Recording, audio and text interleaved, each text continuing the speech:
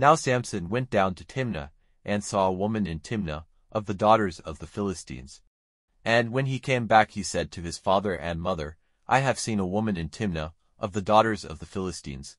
Get her now for me for my wife. Then his father and mother said to him, Is there no woman among the daughters of your relations, or among all my people, that you have to go for your wife to the Philistines, who are without circumcision? But Samson said to his father, Get her for me, for she is pleasing to me. Now his father and mother had no knowledge that this was the purpose of the Lord, who had the destruction of the Philistines in mind. Now the Philistines at that time were ruling over Israel. Then Samson went down to Timnah and his father and his mother, and came to the vine gardens of Timnah, and a young lion came rushing out at him.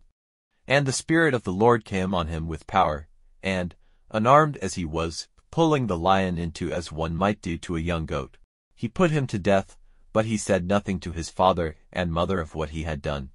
So he went down and had talk with the woman. And she was pleasing to Samson. Then after a time he went back to take her.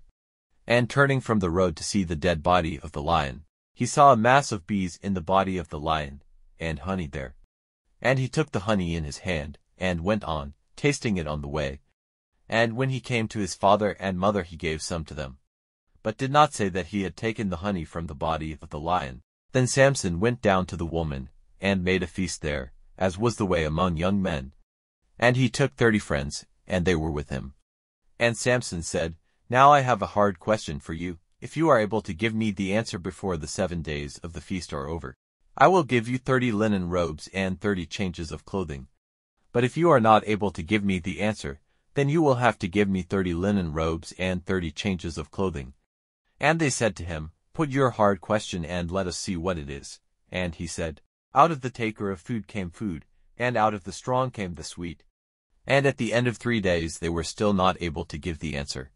So on the 4th day they said to Samson's wife, Get from your husband the answer to his question by some trick or other, or we will have you and your father's house burned with fire. Did you get us here to take all we have? Then Samson's wife, weeping over him, said, Truly you have no love for me but only hate. You have put a hard question to the children of my people and have not given me the answer.